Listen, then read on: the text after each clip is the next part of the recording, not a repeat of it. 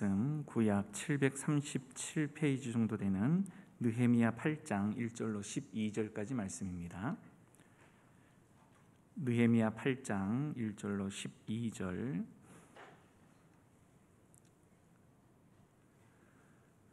다 찾으신 줄 알고 한 절씩 교독하시겠습니다. 제가 먼저 1절 읽습니다. 이스라엘 자손이 자기들의 성읍에 거주하였더니 일곱째 달에 이르러 모든 백성이 일제히 수문 앞 광장에 모여 학사 에스라에게 여호와께서 이스라엘에게 명령하신 모세의 율법책을 가져오기를 청하매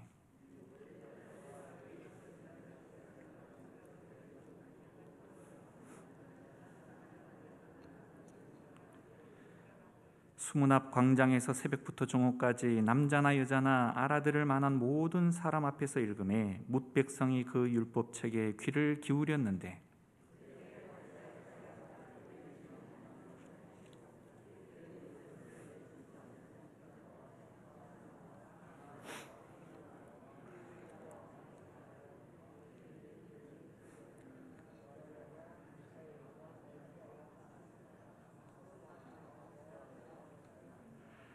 에스라가 모든 백성 위에 서서 그들 목전에 책을 펴니 책을 펼 때에 모든 백성이 일어서니라.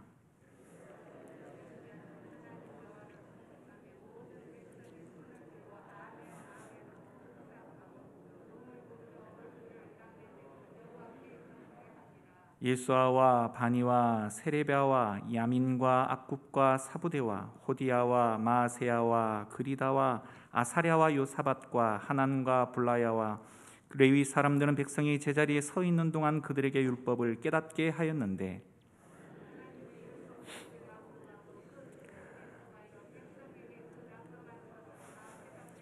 백성이 율법의 말씀을 듣고 다 우는지라. 총독 느헤미야와 제사장 겸 학사 에스라와 백성을 가르치는 레위 사람들이 모든 백성에게 이르기를 오늘은 너희 하나님 여호와의 성일이니 슬퍼하지 말며 울지 말라 하고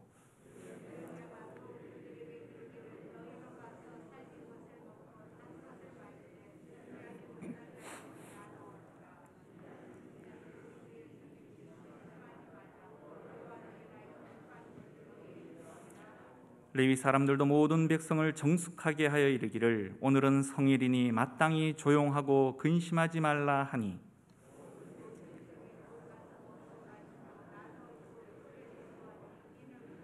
그 읽어 들려준 말을 밝히 알미라. 아멘. 이제 코로나라는 말만 들어도 짜증이 날 정도로 피곤함이 몰려든 줄 압니다. 코로나 이꼴 파괴, 붕괴, 단절이라는 이러한 공식이 성립될 정도지만 또 다른 측면에서 살펴보게 되면 전 세계가 브레이크가 고장난 자동차가 낭떠러지로 내달리는 과정에서 전 세계적으로 시간이 멈춘 듯 시공간적 제약을 받게 되었습니다. 결국 우리는 이 지난날의 모습을 돌아보고 지금 우리는 제대로 달려가고 있는지를 확인할 수 있는 시간을 확보한 듯합니다. 너무나 빨리 달려왔기에 어마어마한 충격이 아니고서는 그 누구도 멈출 수 없는 폭주 기관차를 드디어 하나님께서 멈추신 것이죠. 결국 우리는 하나님의 마음을 헤아려 보아야 할 것입니다. 코로나 사태를 사실상 고난으로만 보지 말고 잃어버렸던 것을 회복할 수 있는 기회로 한번 살펴보자라는 것이죠. 산불이 난 다음 해에 그동안 보지 못했던 아름다운 꽃들이 만발해진 산을 여러분 보신 적이 있으십니까? 태풍이 불어서 바다를 한번 밑바닥까지 뒤집어 놓으면 바다의 생태계가 새롭게 살아나는 그러한 현상들처럼 엄청난 파괴가 도리어 새 생명을 돌이게 할 수도 있다라는 것이죠. 우리 각자의 신앙과 교회도 마찬가지일 것입니다. 분주하게 달려는 왔지만 어느덧 이 본질과는 너무 멀어져 버린 모습들이 우리들 가운데 있지 않느냐는 것이죠. 코로나 사태로 우리 각자의 믿음도 그리고 교회도 세상으로부터 손가락질을 받게 되어지는 바닥이 다 드러난 그러한 모습이긴 하지만 이제 다시 시작하면 얼마든지 됩니다. 이것이 오늘 제가 제목으로 삼고자 하는 내용이고, 그 일은 사실상 가만히 앉아서 막연히 시간만 보내서 얻을 수 있는 것은 결코 아닌 것이죠. 그런 의미에서 오늘 저는 느헤미야의 이 본문을 통해 그 해법을 함께 찾아보고자 합니다. 우상 숭배와 하나님 말씀에 대한 불순종으로 이스라엘 백성들은 이방의 침략을 받고 북이스라엘은 완전하게 망하게 되었고, 이제 남유다는 포로로 끌려갔다가 70년 만에 다시 고국으로 돌아오게 되죠. 느헤미야서는 에스라서와 함께 바벨론 포로 이후에 귀한 공동체에 다시금 재건하는 그런 회복을 주제로 하고 있습니다. 느헤미야는 다 잘 아시는 것처럼 유다의 총독으로 임명되기 전에 나름 유대인들에게 호의적인 태도를 보였던 페르시아 제국의 아닥사스다 왕의 술관원이었습니다.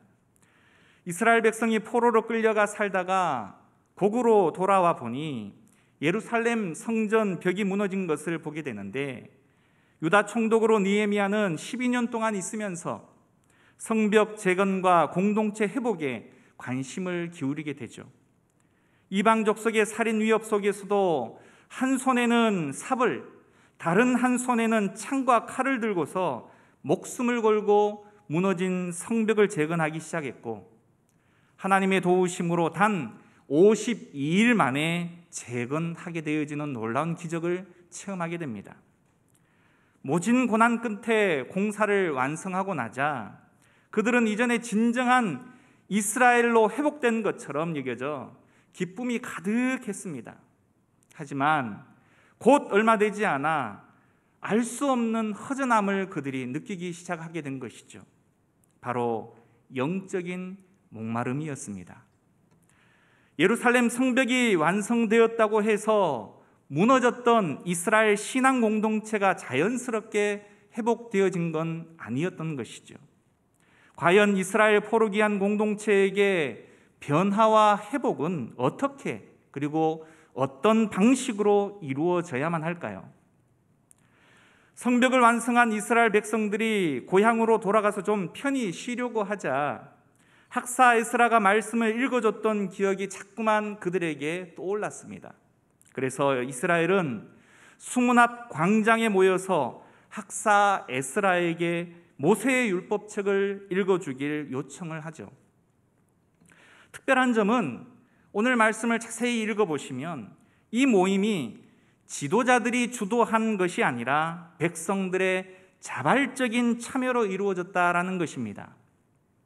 학사 에스라는 7째 달 초하루에 두루마리로 만들어진 말씀을 들고 읽었고, 레위인들이 에스라가 읽은 말씀의 뜻을 해석해서 회중 사이를 다니면서 이해를 돕는 역할을 통해서 백성들을 깨닫게 하였습니다. 오랜 기간 동안 이 고국을 떠나 살았던 귀한민들은 페르시아의 공용어인 아람어에 너무 익숙해져 있었기 때문에 히브리어로 기록된 율법을 이해하기 위해서는 통역이 필요했던 것이죠. 7째 달 초하루는 새해 시작을 알리는 나팔절입니다. 백성들은 한 해를 말씀으로 시작하고자 했던 것이죠. 그들은 어떠한 미동도 없이 새벽부터 정오까지 무려 6시간이나 주의 깊게 그 말씀을 경청하였습니다. 율법책을 펼 때에 그들은 순종의 다짐으로 그 자리에서 일어섰습니다. 또한 말씀을 받고 도움을 바라는 표현으로 손을 높이 들었고, 신뢰와 충성의 맹세로 아멘, 아멘을 외쳤습니다. 그리고 얼굴을 땅에 대는 것을 통해 하나님을 경배했죠. 이런 일련의 반응은 하나님의 말씀에 대한 인격적인 반응이죠. 마치 하나님께서 그 자리에 나타나신 듯 그렇게 모두가 일어서서 경의를 표하고 손을 들고 또한 몸을 굽혀서 얼굴을 땅에 대고 경배하였던 것입니다. 에스라를 통해 낭독된 율법은 그들에게 더 이상 오래된 고문서가 아니라 하나님의 실제 하심으로서의 말씀이었고, 영적인 각성과 변화를 촉발한 하나님의 살아있는 음성이었습니다. 성경을 읽읍시다, 성경을 묵상합시다 라는 말이 이 시대의 목회자들의 대표적인 잔소리가 되고 말았다고 합니다. 더불어 개인 성경 묵상이나 설교를 듣는 일도 점점 감동이 없는 일상이 되어져 가고 있습니다. 우리는 사실상 설교의 홍수 속에서 어찌된 일인지 말씀과는 너무 멀어지는 기이한 현상 가운데에 있는데, 오늘 우리가 살피는 이 장면은 참으로 놀랍고 우리의 모습을 돌아보게 만든다라는 것이죠. 레위인들이 에스라가 낭독한 율법을 해석하고 의미를 알려주자 백성들은 하나같이 애통하며 회개의 눈물을 흘립니다. 그 말씀에 스스로를 비춰보면서 지금까지 몰라서 율법의 말씀을 지키지 못한 것에 신앙의 양심이 찔려왔고 위선과 형식적인 삶에 대해 비통함이 느껴졌으며 잊고 지냈던 것이 생각이 나 후회와 탄식의 눈물을 흘린 것이죠. 또한 지금 자신들이 포로에서 해방되어 고국의 땅에 선 것이 우연의 일치가 아니라 하나님의 약속이 성취된 것임을 깨닫고 감격의 눈물을 흘린 것입니다.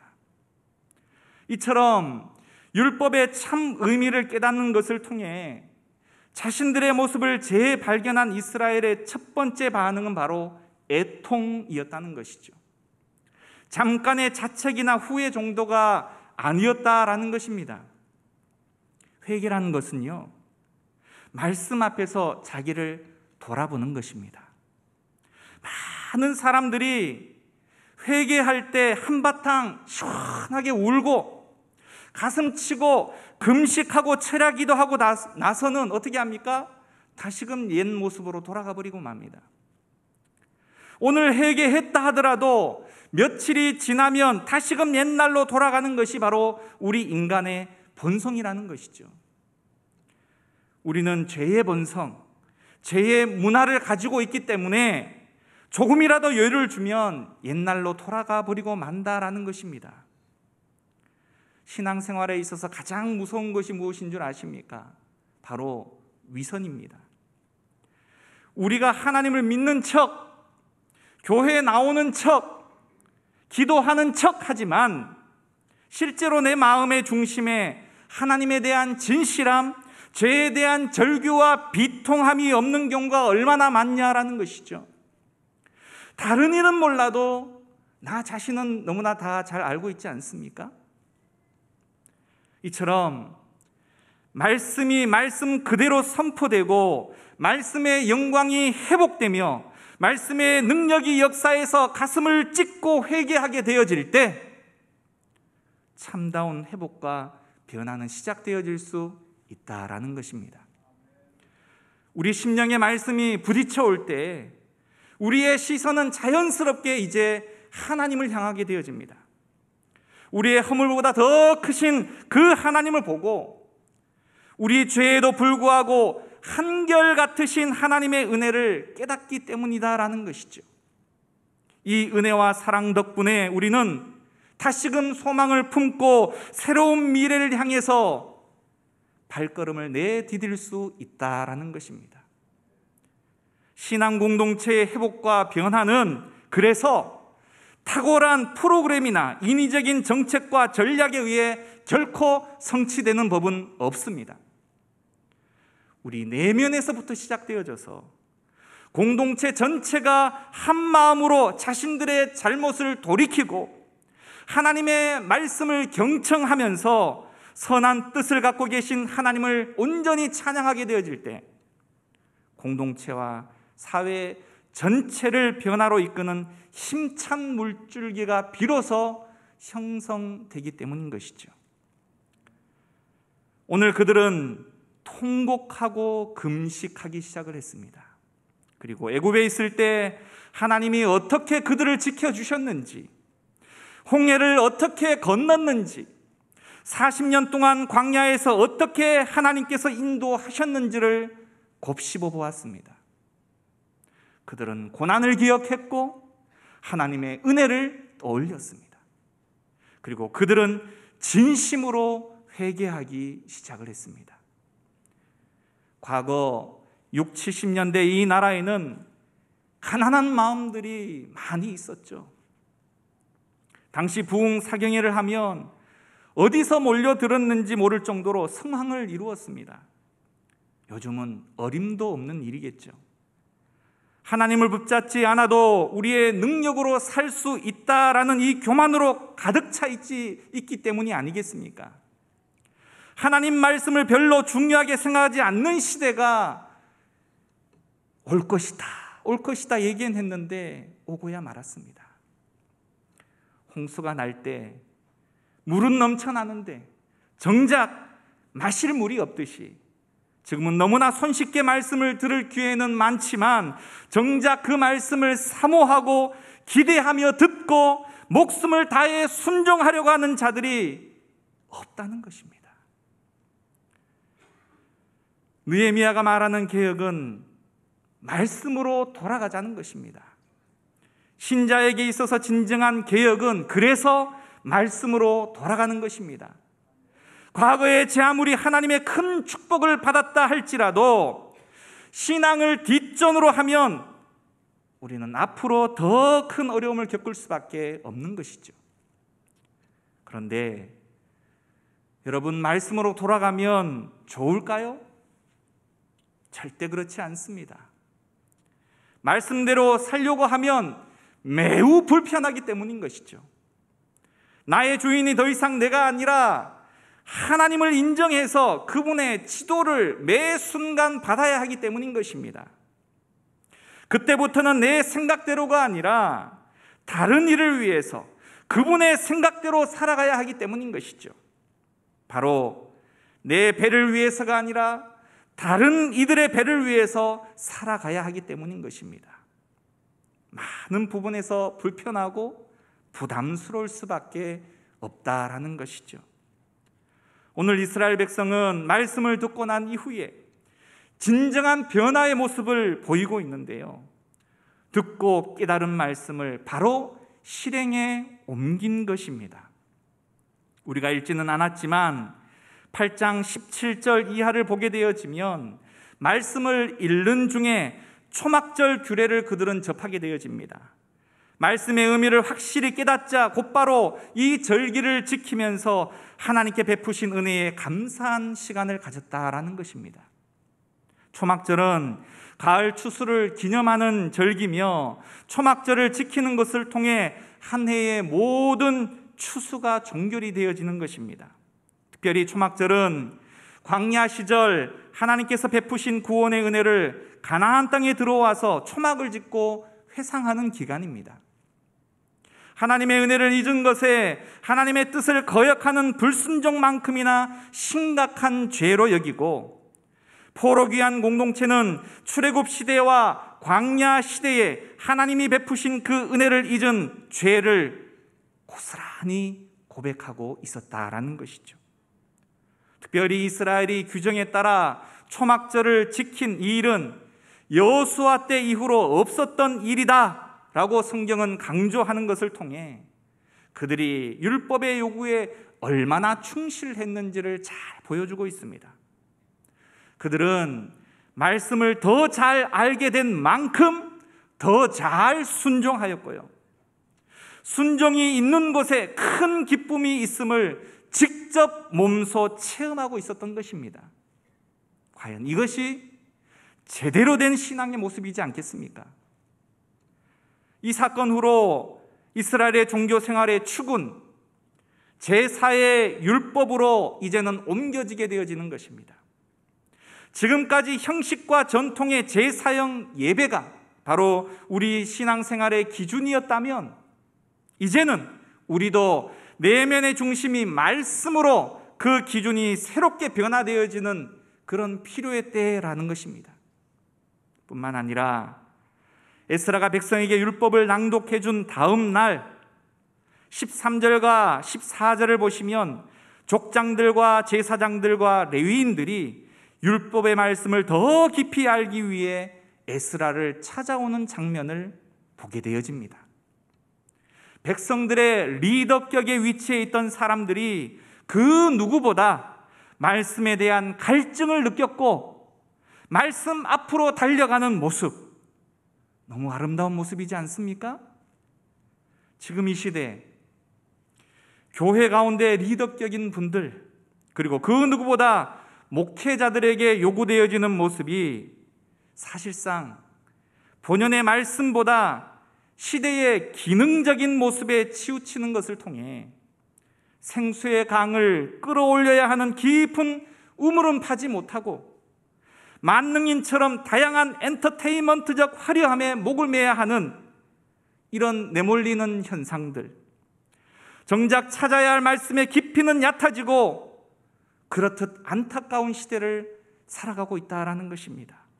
어쩌면 이 자리에선 저를 포함한 이 시대 목회자들이 하나님보다 교회의 요구에 더 민감해서 그 소리를 청종하는 것에 대한 책임도 있겠지만, 그런 목회자를 향해서 불만의 소리와 낮은 평가는 하면서도 정작 목회자들에게 세상의 다양한 스펙과 기능을 요구하는 일에는 거침이 없음에 교회적인 책임도 있다라는 사실을 우리는 명심해야만 합니다.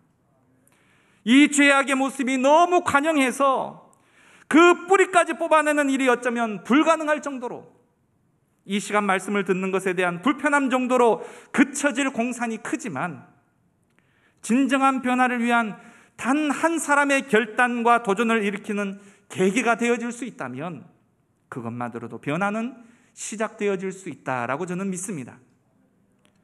저를 포함한 교회의 모든 중직자들께 간절히 부탁드리는 것은 하나님의 말씀을 깊이 있게 묵상하고 그 말씀 듣기를 진정으로 사모하며 깨달은 말씀대로 즉각 순종하고자 하는 그 순전함을 드러낼 수 있기를 간절히 소망합니다. 계속해서 그들의 변화상을 한번 살펴볼까요? 9장 1절부터 3절, 초막절이 끝난 지 이틀 후에 백성들이 주도하여 대대적으로 금식 성회를 갖습니다. 모인 시간의 절반인 약 3시간 동안은 율법을 읽고 나머지 절반인 3시간은 엎드려서 자복을 하고 있습니다. 다 같이 모여 금식하며 굵은 베옷을 입고 티끌을 무릅쓰고 있다라는 것이죠. 이러한 행위는 이스라엘의 극도의 슬픔을 표현하는 방식입니다. 그리고 그들은 소리 높여 여호와를 송축한 이후에 이방인과 통혼하고 그들의 문화와 종교를 받아들인 죄에서 돌아서는 것을 통해 신앙의 순수성과 정체성을 새롭게 다지는 계기로 삼았습니다. 또한 하나님이 가나안 땅을 주신 때로부터 열국의 포로가 되는 날까지의 역사를 회상하는 일들을 통해 그 역사 가운데 하나님께서 행하신 그 은혜에 감사하고, 다른 한편으로는 그 크신 은혜를 저버린 조상들과 자신들의 잘못을 회개하는 시간으로 삼았습니다. 사실 하나님께서 이스라엘을 구원하신 이유는 그들을 언약 백성 삼아서 거룩한 백성 제사장 나라로 세우기 위함이었습니다. 다시 말해 거룩한 백성 제사장 나라는 명분만 그럴싸한 것이 아니라 이스라엘의 존재 이유가 되는 것이었습니다. 하나님께서 이스라엘 백성에게 그 언약 백성의 표징으로, 언약 백성으로 살아가는 데 필요한 삶의 지침서로서 오늘의 이 말씀인 율법을 주셨다라는 것이죠. 그런 의미에서 율법은 그의 자녀들을 향한 하나님의 선물이었습니다. 우리를 향한 하나님의 은혜와 사랑 또한 이스라엘을 향한 하나님의 사랑과 별반 다르지 않을 것인 줄 압니다. 아무것도 아닌 우리를 구원해 주시고 선택하신 목적, 그 또한 이 땅에서 그저 잘 먹고 성공하는 인생 정도가 아니라 거룩한 백성으로서 구별된 모습으로 이 땅에 서서 하나님의 나라를 전하는 자들로서의 사명을 감당하게 하기 위해서 우리를 구원하여 주셨다라는 사실이죠. 하지만 이스라엘은 은혜로우시며 긍휼이 많으시며 노하기를 더디하시며 인자가 풍부하신 그 은혜로 하나님께서 그들을 품고 안으셨지만 그들은 하나님 앞에 끝없는 반역을 자행하고 말았습니다. 배은망덕한 백성이 하나님을 그들의 역사 가운데 지우려 애썼고, 그들은 하나님의 돌아오라는 그 요청에 귀를 막았고 마음을 닫고 말았습니다. 그들은 끝없이 반역했고 스스로 자기를 위한 신까지 만들고 말았습니다.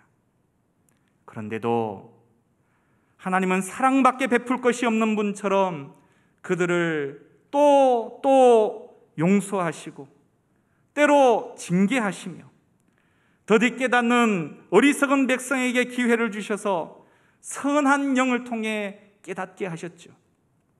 광야 40년 내내 남지도 모자라지도 않게 공급해 주셨고 대적들의 침략에서도 그들을 보호해 주셨습니다. 그 은혜와 긍휼 때문에 광야 인생길을 안전하게 지나왔던 것이다라는 것입니다. 그리고 지금 우리도 그렇게 하나님의 도우심과 인도하심 속에서 우리의 광야 인생길을 걸어가고 있지 않느냐라는 것입니다. 우리의 완악함까지도 하나님의 고집스러운 사랑, 포기할 줄 모르는 그 사랑을 결코 이겨내지 못하는 법입니다. 사랑받을 만한 구석이 전혀 없음에도 우리는 그분의 사랑을 받았고 그분의 말씀을 듣고 기도하며 하나님을 사랑할 줄 알게 된 것은 사실 우리에게 있어서 어마어마한 행운이다라는 것이죠. 사랑하는 여러분, 어제의 어마어마한 이 하나님의 용서와 은혜가 바로 지금 이 자리에 우리를 있게 하였음을 알아야 합니다. 그 은혜를 기억하며 온전히 주의 말씀 앞에 순종하게 되어질 때 비로소 소망의 내일이 있을 수 있음을 잊지 말아야 하는 것이죠. 받은 은혜가 너무 큰데 우리는 일일이 감사하지도 못한 채 항상 당장에 우리의 필요만을 구하고 있지는 않느냐라는 것입니다. 오늘 본문에서 특별히 주의해서 살필 부분은 9장 33절에서 35절의 말씀입니다. 신앙인이라 할지라도 현실적인 복은 우리가 항상 바라고 즐거워하지만 내가 설령 잘못해서 받는 징계에 대해서는 원망과 짜증을 낼 때가 대부분일 줄 압니다. 하지만 말씀이 마음 깊은 곳까지 다스리는 놀라운 현장 앞에 이스라엘의 모습은 전혀 달랐다라는 것입니다. 그들은 먼저 선조들과 자신들의 죄악을 심판하시는 그 하나님의 공의로우심을 스스로 인정하고 있었다라는 것이죠. 다시 말해 그들의 나라가 이방의 나라를 통해 풍비박산이 나고 포로로 끌려가는 고통스러운 상황에 대해서 원망이 아니라 철저히 자신들의 죄악의 결과였음을 시인하고 자복하였다라는 것입니다. 그들은 자신들이 율법을 버렸고 하나님을 거역했으며 베푸신 은혜를 잊어버렸기 때문에 일어난 결과다라고 스스로 진단하였던 것이죠. 이제 방백들과 레위인들과 제사장들이 느헤미야의 개혁 정신에 동의해서 9장 38절과 10장으로 넘어가는 상황을 가만히 살펴보시면 바로 언약을 새롭게 하고 하나님께 헌신을 다짐하면서 언약에 각자의 이름을 서명하고 임봉하는 장면이 나옵니다. 포로기한 공동체는 아주 긴 뼈아픈 역사의 반성문을 기록하고 도장까지 찍는 것을 통해서 다시는 잘못을 되풀이하지 않고 하나님이 펼쳐가실 구원사의 주역이 되겠다라고 다짐을 한 것이죠. 10장의 언약 체결에 서명한 사람들의 명단을 구체적으로 소개하고 있는데요, 이들은 약속의 땅에서 새로운 공동체로서 출발하고자 하는 결단과 그 의지를 보여주고 있는 것입니다. 성경을 펼치셔서 10장 28절과 29절을 한번 같이 읽어보도록 하겠습니다.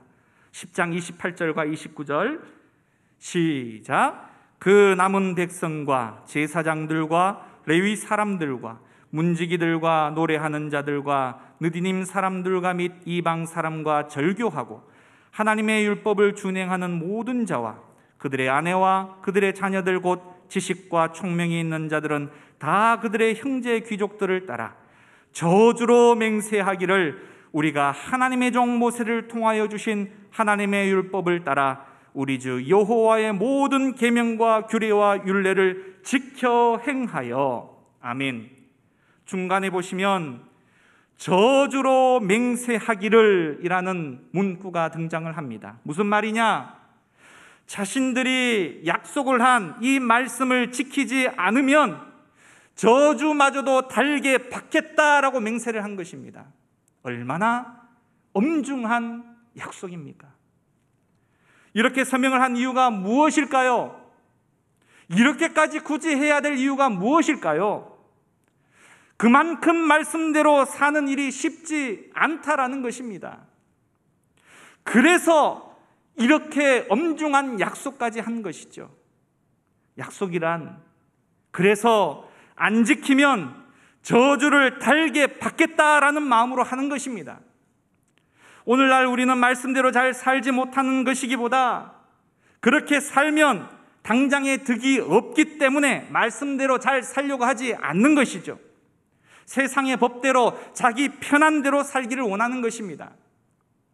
하나님 눈치 보는 것이 아니라 사람들 눈치 보고 그렇게 살기 때문에 그리스도인들에게 더 이상 빛은 없는 것입니다. 누가 봐도 저 사람은 진짜 하나님 믿는 사람이라는 것을 잘 느낄 수 있도록 살아가야 하는데 그렇지 못하다는 것이죠. 주님께서는 우리를 향해서 세상의 빛과 소금이라고 말씀하셨습니다. 다시 말해 세상 사람들이 예수 믿는 우리를 보고 예수님을 만나고 체험하고 영접할 수 있도록 해야 한다는 것이죠. 사람들이 우리를 보고 어떻게 저 사람은 저렇게 살 수 있을까? 어떻게 저런 상황 가운데 저 사람을 용서하며 살아갈 수 있을까? 어떻게 저 사람은 복수를 하지 않나? 이런 생각을 하도록 살아가야 한다라는 것입니다. 우리는 그래서 우리의 삶을 통해서 그 증거를 드러내야 합니다. 그리고 우리의 자녀들에게 가르치며 그들 또한 그렇게 생활하면서 진정한 하늘의 복을 사모하게 해야 한다라는 것이죠. 이스라엘은 율법을 지킬 것을 맹세하고 자녀를 이방 민족과 결혼시키지 않으며 안식일과 안식년을 지키며 매년 3분의 1의 세계를 바쳐 하나님 전의 일을 위해 쓰겠다라고 다짐을 합니다. 그들은 이제 하나님 중심으로 살겠다라고 서약을 한 것이죠. 오늘 본문에서 만나는 이스라엘 백성은 참으로 놀랍습니다. 말씀에 대한 갈급함과 하나님의 뜻을 찾으려는 그들의 열정은 과히 찾아보기도 힘들 정도로 참된 부흥의 모습이 어떠한 것인지를 너무나 잘 보여주고 있지 않습니까? 이처럼 말씀이 우리의 귀에 제대로 들릴 때 비로소 우리는 진정으로 우리 안에 모든 죄악들을 하나님 앞에 회개할 수 있게 되고 그 회개를 바탕으로 정결한 찬양과 기도가 나오게 되는 것입니다. 감정적인 회개로만 그치는 것이 아니라 실제적인 실천을 동반한 변화를 다짐하고 노력하는 그것에서부터 공동체의 변화와 회복을 이룰 수 있게 된다라는 것이죠. 누가 시켜서나 지도자가 억지로 끌어서 마지 못해서가 아니라 성도의 자발적인 돌아옴이 바로 진정한 하나님 나라의 공동체의 시작점이다라는 것입니다. 이것을 우리가 사모해야 한다는 것입니다. 또한 하나님의 백성은 거룩한 공동체로 존재해야 하고 이를 위해서 시대가 어땠든 우리는 신앙의 순수성을 반드시 지켜내어야 합니다.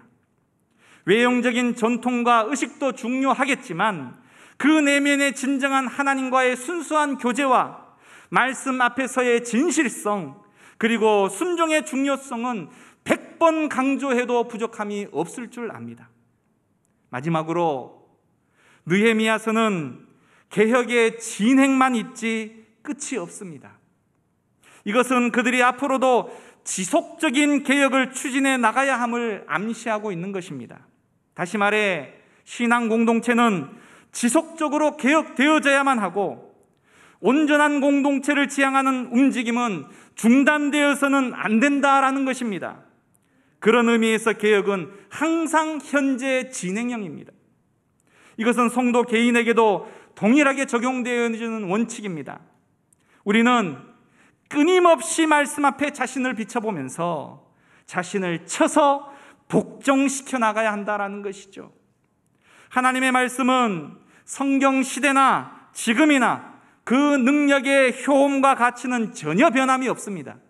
다만 그 말씀을 대하는 우리의 태도와 순종의 여부가 항상 문제가 되는 것입니다. 오늘 말씀을 통해 저를 포함해 우리 모두가 도전받기를 소망합니다.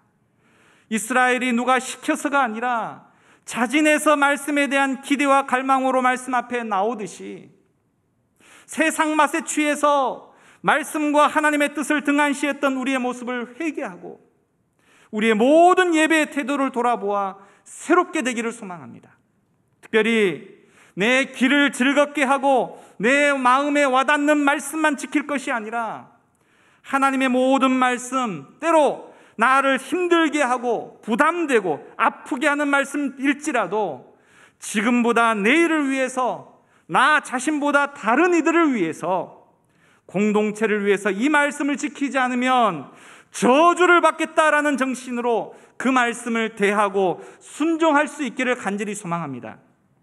그러한 성도들에게 하나님께서는 하늘의 평강과 복을 허락하여 주시고 그 가운데 진정으로 이 땅에서는 누려볼 수도 없는 하늘의 기쁨을 체험할 수 있게 되어질 것이고 그 일들을 통해 여러분 확신에 찬 목소리로 다른 사람에게 하나님을 간증할 수 있게 되어질 것입니다. 이 시간 함께 기도하기를 원합니다. 오늘의 말씀을 생각하시며 회복과 변화는 누가 대신 시켜주는 것이 아니라 우리 각자가 가장 먼저 말씀 안에서 새로운 부흥을 경험해야만 가능한 일임을 알았습니다. 말씀이 나를 주장하고 그 말씀 안에서 나의 죄악을 철저히 볼 수 있어야 하고 광야의 길을 가는 동안 베푸신 하나님의 놀라운 은혜들을 돌아보며 감사할 수 있어야 하고 이제 우리를 부르신 그 뜻대로의 복의 유통자가 되는 사명 앞에 온전히 순종할 수 있는 하나님과 약속하는 이 저녁이 되어지기를 간절히 소망합니다. 그 약속을 철저히 지켜낼 수 있는 믿음을 달라고 이 시간 한번 같이 기도하도록 하겠습니다.